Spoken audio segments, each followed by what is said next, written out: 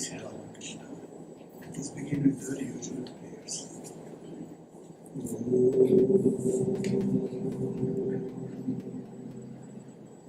Akhanda Mandalakaram Vyaptam Yena Characharam Tatpadam Darshitam Yena Tasmai Sri Gurave Namaha. Hari Om.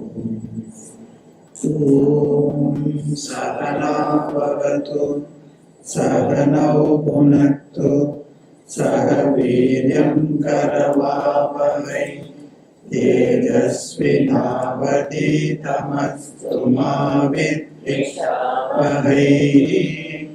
Om Shanti Shanti Shanti. Vasudeva Sudam Devam Kamsachanuramardhanam Devaki Paramanandam Krishnam Vande Jagadgurum.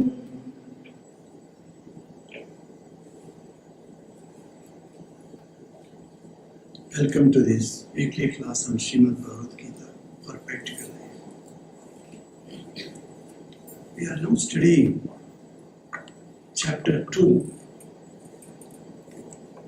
and verse 69. This verse 69, as we saw in the last week, is very mysterious. The meaning is, of course, is clear when you read it superficially, but it becomes more clearer when you read it in a more deeper way. What has happened here is the words have been spoken by the Lord, and every word has got certain type of connection or connotation or the meaning. So that meaning, if you only take, then we understand this verse only partially. Since the words have got deeper connotations, unless we go much deeper into that, we will not get the gist of what Bhagavan is telling. So what is the word meaning that we saw? That was, as per Siddhananda's translation, Ya Nisha Sarva Bhutanam Tasyam Jagrati Sanyami Yasyam Jagrati Bhutani Sa Nisha Pashyato Munehe. That which is night to all beings, in that the disciplined man wakes. That in which all beings wake is night to the Atman cognizing me. So here, how we saw Chidvananji took us on 3 levels of understanding. He says, for everyone in the universe, what is night is to this Muni day. And what everyone in the universe feels it is night, this Muni understands it as day. So this sentence, these 2 sentences in this Gita is really mysterious. So can you make understanding, some understanding in the spiritual import? Then Chidvanji says, try to understand this sloka in this way at 3 levels. So what are the 3 levels he is talking about? He says, the faculty of seeing varies with beings in the physical plane. First, let us take the physical plane. In the physical plane, what you see, is that the same thing I see? Or what we as humanity see, does the animals also see the same thing? So in the physical plane, if you find, then he says, man is able to see distinctly in the daytime. In the daytime, even from 100 yards distance, I can see there's a car going. So daytime is very clear. But if it is night, And if you ask me what is the color of that car, I cannot say. But a small mouse moving somewhere in the night is visible to an owl which is standing at the top of a tree. So in the night, an owl can see so clearly a smallest object moving on the ground, but man cannot see. So in the physical plane, if you take, then the animals and birds have got more vision in the night than the humanity. Now, day and night as physical facts are one thing, and then is quite another for beings differently constituted. This is the word that we liked very much in the last week. I said differently constituted. There are people like these munis who are sthita pragyas, whose knowledge or wisdom is established. Those munis, for them, they will see differently. How they see differently? Then he says, another second level he takes it. For instance, he says, in the knowledge, I gave one example. A great astronomer is there. It is not necessary. An astronomer is having knowledge of music also. Maybe, like Dr. Abdul Kalam was there. He was a great scientist, but he enjoyed music also. He knew many things. We do not know what subject he doesn't know. But you take the ordinary people among the humanity, you take us, we know certain subjects, but not that all the subjects on the earth we know. We cannot say. We don't know. So, he says, what we know is like daylight, and what subject we do not know is shrouded in darkness. So this is the second level. Physical level we saw, and the second level is the mental level. He says, so to a gambler, his game is as bright as day. He knows exactly what you should do, like Shakuni. He was a great gambler, and he knows exactly what he's doing. The learned see well into the literary world, unmindful of everything else. Like Isaac Newton, like great scientists in the life we see, they are so much absorbed in a particular knowledge of that subject, and the rest of the things they do not know. If you ask Newton how a vehicle is driven, how a car is driven, he doesn't say. He doesn't know, because that subject is shrouded in darkness. So that subject you can say in a poetically that it is night for him. While the science subject is day for him, the other subject which he doesn't know is night for him. Now, the third level he brings. What is the third level? Third level he brings, he differentiates people in two categories. One is fully immersed, fully active in the sensory world, and another who is beyond the sensory world. If you take these two types of people, one man who is fully engrossed, even in thought or in his deed, about only sense enjoyments, for him this world it becomes absolutely real. But think of like Paramahamsas, who have reached a transcendental state of existence. For them, the world that they see is completely different. So what type of world we see is different for that type of Muni. So Muni, he says, there are several Munis. So these Munis are like that, the Paramahamsas. For them, the perception of the world is entirely different. So we saw how Sri Ramakrishna, as a Paramahamsa, used to view this world. For him, this world appeared in a different way, while the common people perceived this world in one way. So here also the darkness and the daylight, this difference comes. So the enlightened one is in the final of it.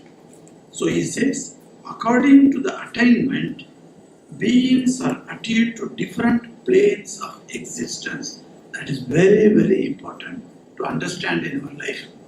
That's why if you do not agree with me, or if you differ from me on certain point, I should allow it. Because I do not know what plane of existence you are.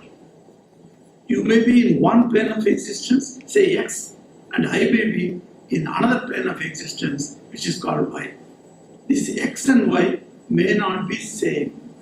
So even among the husband and wives we see, they don't see eye to eye, they call it. Eye to eye means what I see, my wife also should see the same thing. No, she has got some other perception because her plane of existence is different from my plane of existence. This fact is a fact in the world. We have to accept it. Once we accept this fact, then we shall not fight with each other. Okay, you say God has got form. I say God has got no form. So we are on different wavelengths now. So we shall not fight on this issue. Let us find out whether God at all is there. If God is there, then God's duty to show me whether He is with form or He is without form. Let Him decide about that. So there is a peace. So the different planes of existence happens in the humanity, and we are all differently constituted, as he says. Now, what is the final culmination of this jnana? Say a man has attained this jnana. He doesn't look the world as the worldly people look this world. He looked this world as spiritual. Everyone is so wonderful. Now one day Naren was arguing with Master. And Naren was telling, Master, you love me so much. He said, yes. You know what the people are talking outside? They are scandalizing you. He said, is it so? If Sri Ramakrishna doesn't know what people are talking outside, he doesn't care. So he says, what do they talk? What did you hear? They are talking like this because Naren is very handsome, young, looking so beautiful. That's why Ramakrishna loves him. That is how people are talking. And Ramakrishna said, is it so? Okay. If they are talking like that, see, he doesn't reject it. He says, it may be true also. Let me go and ask my mother. So he went to the temple and asked Bhavatarani Kali, oh mother, people are talking like that. Naren says, is it true? Is it because he is handsome that I love him? Mother appeared to Sri Ramakrishna. She said, what people are talking? Nonsense. You see Narayana in him. That's why your love goes to him. The moment you stop seeing Narayana in Naren, you shall not even look at him. Go. Then Paramahansa comes from the temple and he's shouting, Naren, Naren, come here, come here. And Naren came to him. What did your mother say? You know, he makes fun of Master. What did your mother say? Then Master says, look, Mother has clearly told me, because I perceive Narayana in you, I love you. The moment I stop seeing Narayana in you, I shall have nothing to do with you. Seeing Narayana everywhere. Antar bahishya tat sarvam vyapya Narayana stitaha.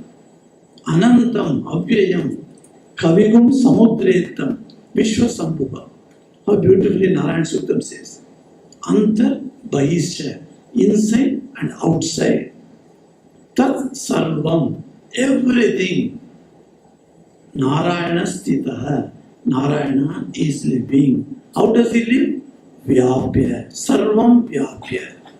He is permeating everything. Every pore of our skin is filled by Narayana. That's all. In Ramcharitmanas, our Kaushalya says, when Ram was born, beautifully Ramcharitmanas, our Tulsidas explains the Prakata Payodhi, and many people know that also. So beautifully it says that the palace was so happy. All the three Maharanis will be now delivering their children. So the time is coming. The whole country has become so wonderful. So beautiful breeze is blowing everywhere. And waters are also nice, so sweet they have become. The rivers have become sweet. And so much of the flowers have come up on the trees and plants. And everything is so wonderful. At that time, the 4 sons were born. And when the children are born, they cry. So when they cry, the cries came out from the palace rooms. Then all the people knew that the children are born. So everybody comes. And with that small child, Kaushalya is looking at the child. Who was that child? It was Lord Hari, who came into the form of Rama. And he was standing. And he says, "Oh Kaushalya, do you remember your past birth? In the previous birth, 1000 years you did tapasya to get me as your son. So today, I have been delivered by you as your son." She says, "Oh Lord, are you that Lord? I cannot imagine. The Lord has come to me and stayed in my womb for 9 months. How is it possible? Even the greatest rishis, greatest munis, they can't decipher the secret, the mystery of the Lord being in my womb for 9 months." She's stunned and she says, "Oh Lord, in each of the pore of your body, multiple universes are moving. I can see that. You are the creator of this universe. You are the sustainer of this universe." And she looks and then she says, "If I have this idea that you are that Lord who is controlling the multiple universes." See, even in those days, before the science took the view that there are other universes outside our solar system, before that, Tulsidas has written, multiple universes in every pore of the body. A small child. Have you counted how many pores in your skin you have? Even the scientists have not counted. We do not know how many millions pores we have. And in each one of the millions, there are multiple universes are moving. And that is what Kaushalya saw. And Kaushalya says, "Oh Lord, be like a normal child. I want to take you and give you my milk. How can I deal with you if you are like this?" Then, by great compassion on Kaushalya, the Lord becomes a small baby and cries. That is how Tulsidas puts it so beautifully. So, this perception, and when Kaushalya had this divine perception, she could not see the person who is standing before her or lying before her as a normal child. She saw Narayana in that child. So that is how it says differently constituted people. Differently constituted. They are in a highly different method of seeing this universe. For them, everything is permeated. Vyapya. Vyaptatvat Vishnu. That is the Sanskrit grammar says. What is the meaning of Vishnu? Vishnu means Vyaptatvat, one who is permeating. And that principle which is permeating everything, every anu, that means every molecules in this universe, and that is called Vishnu. So, that perception, this type of persons, this Sthita Prajna has. We don't have that. As a spiritual aspirant, we have to raise. That's why we are told, Annayam Pitavam Munnari Devam. In Tamil, as a child, we are all taught, Annayam Pitavam Munnari Devam. The front living God before, who are they God? Annayam Pitavam, your father and mother. So your mother and father are the gods to you. Like that they teach. And by showing that respect to the mother and father, slowly, the child goes on developing with the result that he can see God in everything. Not only in my parents. That's why the beautiful story of the competition between Muruga and Ganesha. It is very in Skanda Purana it comes how Parvati says, I have got a golden mango, the most luscious mango in the universe. I will give it to only one. Why she could have cut it in two and given share with them? No, she said, only the full mango I will give you, provided you pass in the competition. What is the competition? Go around this universe 3 times, and whoever of you comes first, I will hand over this mango. And Muruga said, oh mother, this is nothing. I have got the jet speed, I have got a vahana, I have got a vehicle, my vehicle is peacock. I will take my peacock and go now. And he took the peacock and went.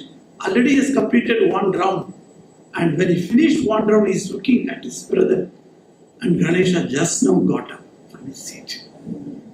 Oh, my brother cannot. He cannot even walk. So big belly he has got. How is he going to do? And his vahan, that's the transport vehicle, is so small. So it is not possible. So the mango is for me. And then second round he finished. He saw Ganesha is at the time started walking. So slow. But what Ganesha did, what a wonderful morality we are taught in this story, you see. Ganesha said, O Lord Shiva and Mother Parvati, are you not the universe for me? My universe is you. So I will come around you 3 times and you give me the food. And before the 3rd round finished, Ganesha finished his 3 rounds of his father and mother. That's all over. And when he got down from the peacock, Muruga saw Ganesha is holding the mango. And he was so upset. He asked his mother. Then mother says, this is the reason. For him, we, the parents, are the universe. See the perception. Differently constituted. What Siddhananda says here. So beautiful words he has used it. I am simply a great admirer of Siddhananda's writings. His book is there. The title is Sannyasa. A small booklet. And when I was a schoolboy, I read that. It was so inspiring to me. I said, I must become a sannyasi. It was so inspiring. Even now it is available, but we don't have that book in our book sale. But in Madras it is available. So, that book, he says that differently constituted, that is the word he uses. Differently abled, as I said last week. We use the word differently abled now. Long back, Siddhanji has used this Paramahansa's perception and an ordinary man's perception is what is called differently constituted. A worldly man sees the world as a world only. A spiritual person sees the world as spiritual world. So these 2 type of perceptions makes. So what is the finality of this? The question comes. Okay, Lord, you have explained everything now. The plenitude ensuing from Brahma-jnana is as follows. He says, what is the finality of attaining Brahma-jnana? Okay, you have become a Paramahansa now. So what of that? So if you ask that, then further Krishna is giving an answer. It's a very beautiful verse. Many places Swami Vivekananda has quoted this verse. Very popular. Apurya manam achala pratishtam samudra mapav pravishanti yadvat tadvat kamayam pravishanti sarve sashanti mapnoti na kama kami. Very categorically Sri Krishna gives a statement here for the question, what is the finality of attaining Brahma-jnana? So for that he says, Apurya manam, that means filled from all sides. Apuryamanam. If this glass is filled, so we say the glass is purna hai. A glass mein pani purna hai. Like this you fill. But the glass is here, water is inside to the brim, and there is around also plenty of water. What do you say? That is called apuryamanam. It is filled all around. That term is used here. Apuryamanam. Filled from all sides. Achala pratishtam. It is pratishtha. It is established. Established, but it doesn't move. Achala. Chala means chalta hai. Chala means it is moving. Chal means moving. Achal means unmoving. That means established. Non-moving. Samudram. Ocean. Samudra means ocean. You all know that. Apa, waters. Pravishanti, enter into it. Pravesh. Pravesh is the Hindi word you use for entrance. If you go to India and you see in the airports, entrance, it's a Pravesh. Like that they write. So Pravesh means enter. Pravishanti. What is Pravishanti? What is entering? The waters. Waters are entering into ocean. Samudra. Apa means water. So the waters are entering into ocean. What type of ocean? Two adjectives he gives. One is apuryamanam, second is achala pratishta. One is filled from all sides and it is based in stillness.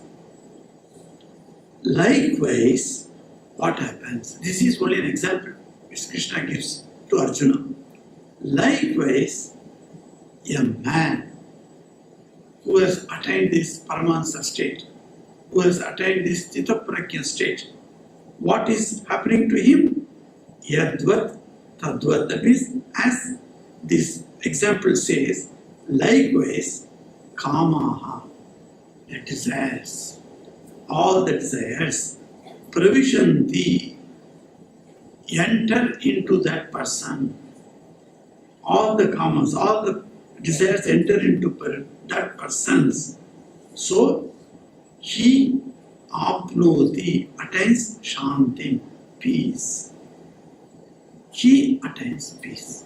That is the first statement in this verse.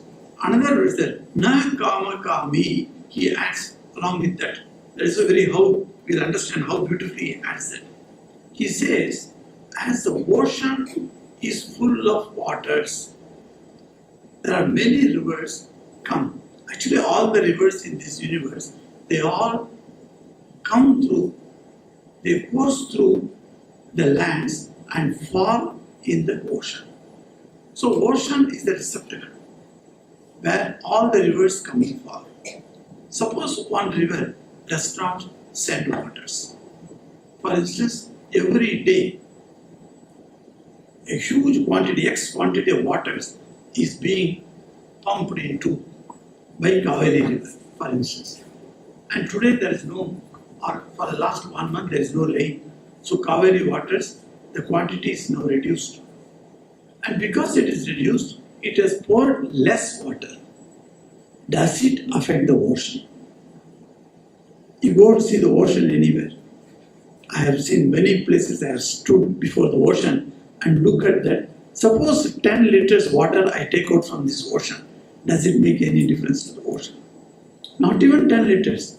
Even 10,000 gallons of water if I remove from the ocean, nothing happens.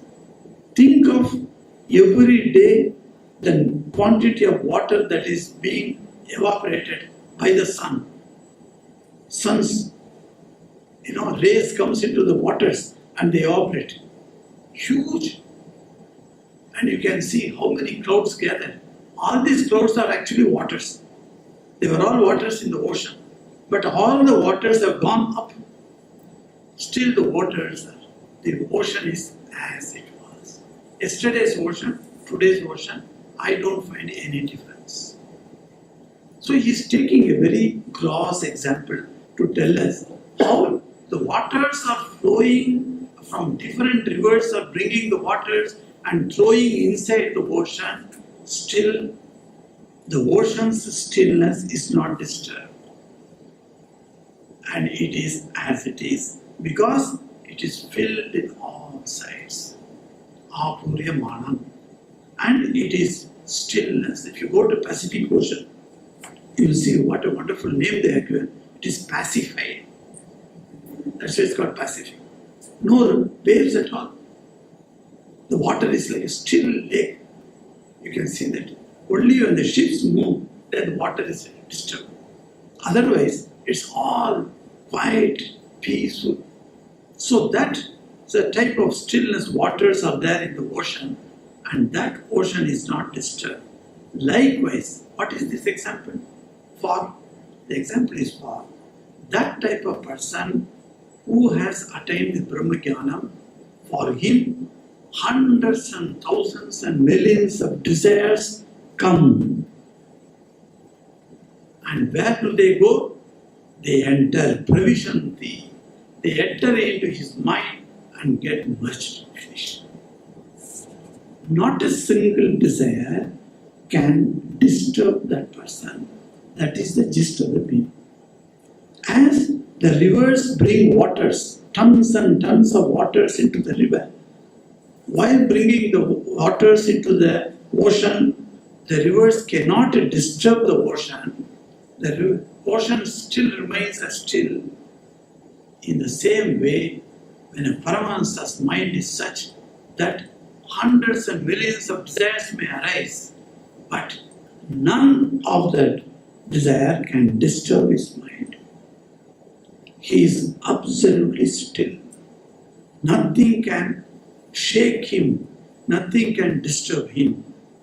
And Krishna adds immediately, Na kama kami. That is the last sentence he says. That Na kama kami. He says, not the desirer of desires. Desires come and merge into the Paramahansa where no desire is able to disturb him, but not a man who is a desirer of desires. What is the difference in the two perceptions we saw in the last verse? We saw a Sthita Prajna perception of the world is spiritual. So he has got nothing to attain. He doesn't say, I need these things, I need that thing. Because once he attains God, he has attained everything.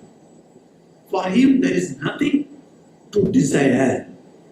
But if you have desire, and you say that I want to get something, then you are called a desirer. Kami. You are called Kami. Kami means one who desires. Kami. What he desires? Kamaha. He desires Kama. So the desiring, the desires. So what Siddhanandaji writes here, let us see. It is not possible for anyone to add to or subtract the volume of the ocean. Though all the rivers of the world continue to empty themselves into it, the magnitude remains ever the same. The ocean's magnitude is as it was 1 year before, or even yesterday or today. If the rivers ceased to flow in and evaporation went on as usual, even then the expanse of the ocean will be the same. It is ever full. The mind of the Muni is like the ocean. The sensations brought in by the sense organs get themselves dissolved in the ocean of consciousness. This example, rivers bringing waters into the ocean, is now analyze this example. What are called rivers? What is ocean? And what are called waters? So Siddhanandaji explains that the sensations, they are called waters. The sense organs are the rivers. The sensations, good to hear, nice to see, and well made for taste, with all the five senses. All the sense organs have the sense objects. So with the five beautiful sense objects, they come into me through my sense organs, and where do they fall? They fall into the consciousness. But my consciousness, that Paramahansa's consciousness, is not like ordinary man. So what he does, he says, no modifications of the mind such as desires, aversions, longings, feelings and thoughts take shape in his mind. So a Paramahansa is completely indifferent to anything that happens to him. He is not at all worried. The question of the mind getting muddled does not arise. It is like a vast waveless ocean of consciousness. That is called Chaitanya. When a man attains Chaitanya, nothing that disturbs him. Not a speck of meditation may be noticed in that infinitude. He who is in this blessed state is a Jivan Mukta. You find Ramana Maharshi was like that. Nothing could make him. And Ramakrishna also we see. There are many saints we have seen that they are not disturbed by anything that happens outside. The very presence of an emancipated soul is a boon to the society. Nallar oruvar ulare, avar poruttu ellarukkum peyyum mazhai. So beautifully it is said in Tamil literature that all the people, whether good or bad, maybe 80% of the village people are bad people, take it. Even one good man is there in that village, for that person the rains will come. How beautifully it says. One emancipated soul in a society is a boon to that society. That's how it is advised that Holy Mother says, one teaching is that Holy Mother, I will tell you that so beautifully she puts it. I just noted it down. What she says, you see.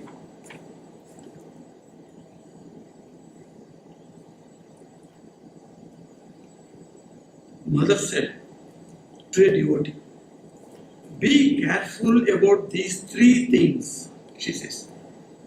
Be careful about these three things. First, a house situated on the bank of a river. Think of many houses are constructed on the bank of a river. At any time, the river may destroy that house and sweep it away in its current. We have seen that many videos are coming, whether it is in America or in India, when the floods come, how they come and take away the houses on the bank of the rivers which are constructed. So be careful, she says. You are given tomorrow, you book a nice place in one Kota Kinabalu, and you find that it is just on the river. You do not know when the river will participate, and then you are simply taken away by the river. There is a danger, there is a risk. So Mother says, be careful about that. What is the second thing she says? Second, a snake. Well, we are all careful about that. If a snake is there, we will be able to sleep. But in Bhubaneswar Mutt, we had a monk who used to sleep with snakes. He used to bring snake from the garden and put it in his room. He had no fear at all of the snake. He used to go and take it out. In West Bengal, there is a district called Purulia. Our center is there in Purulia. If you go to Purulia and out of the center, you just walk in the evening stroll. You go to and small villages are there, small hamlets, and you can see children playing with the snakes. When we go, we are all afraid because we are from towns, you see. You see, the moment you say snake, we are afraid. But then children are playing with it, but they are also very careful because it is risky. She says, you must be very careful when you see one, for there is no knowing when it will come and bite you. It will not tell you, I am going to bite you now. So when the snake is with you, you must be very careful. And she says, third, be careful about a sadhu. She says, be careful about a sadhu. So be at a distance away from the sadhu. Is that what she means? What she says, you see. You don't know that one word or one thought of his may injure a householder. Whenever you see a sadhu, you should show him respect. You should not show him disrespect by retorts or slighting his remarks. That's why we are all taught when we go there in our mission. We are taught when senior is speaking, though I may not agree with him intellectually, by reason of my own reason is telling, I don't agree with him. I keep quiet. Listen to him.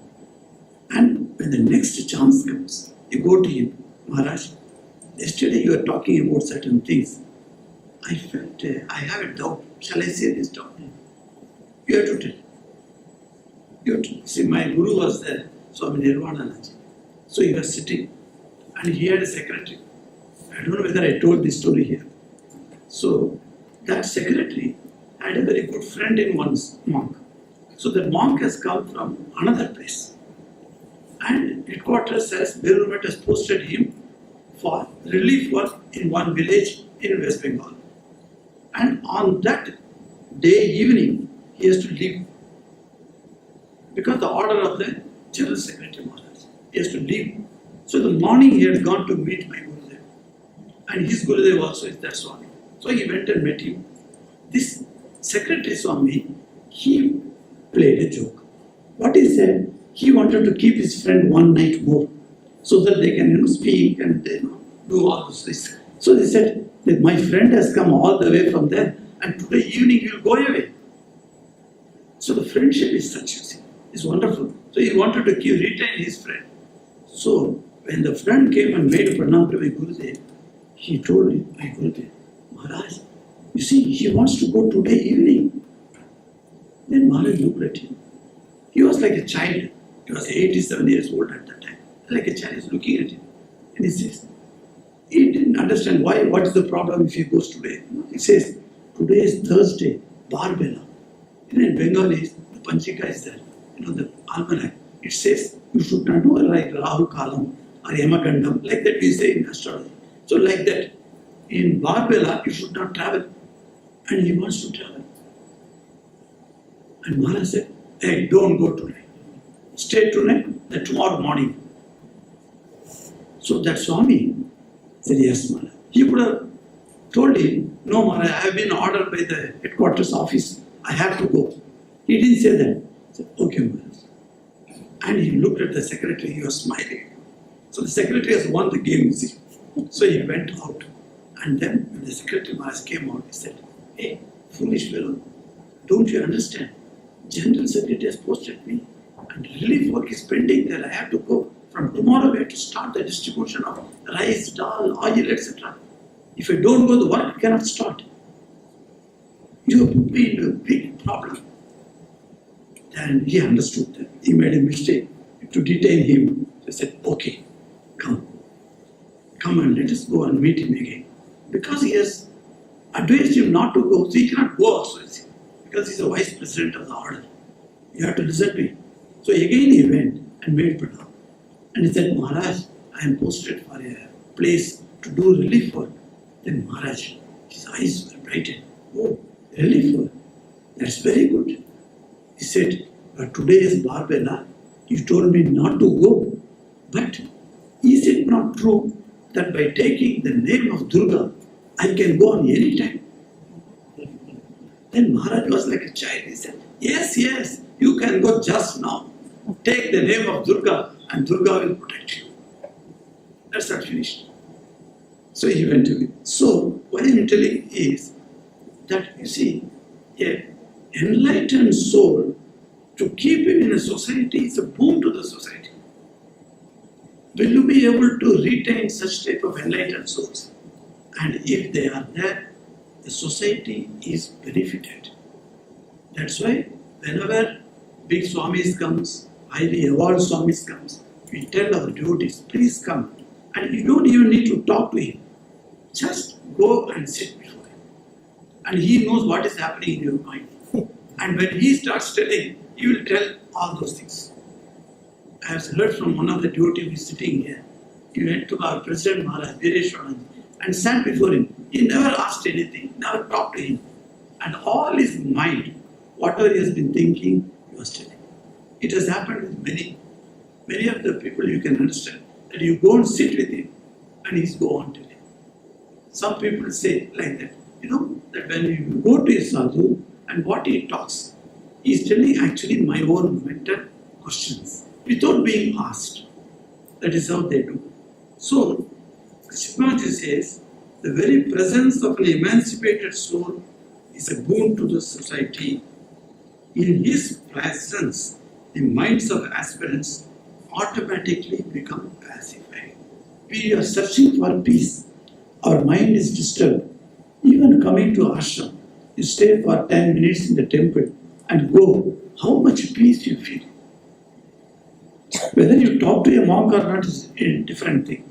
But you come there and sit in this wonderful atmosphere, and that itself you get peace. Why you are getting peace of mind?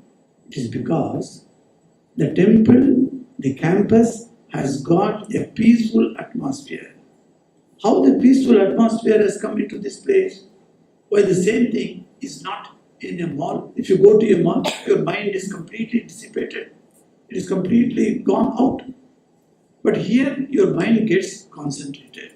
It is focused. Why it is? It is because here people come and pray. And people come and try their best to put their mind together in God. And godly thoughts are here. That's why the peace is. So consider a person, a Sthita Prajna, who has got the godly thoughts filled in his mind. That type of person is full of peace. So, Sashantim Apnoti, he attains peace. So, a man who has attained peace, when you look at him, your mind reflects the peace that is in his mind. So, you also get the peace of mind. That's how beautifully he writes here. We shall continue next week. Om Shanti Shanti Shanti. Hari Om Tatsat. Sri Ram Krishna.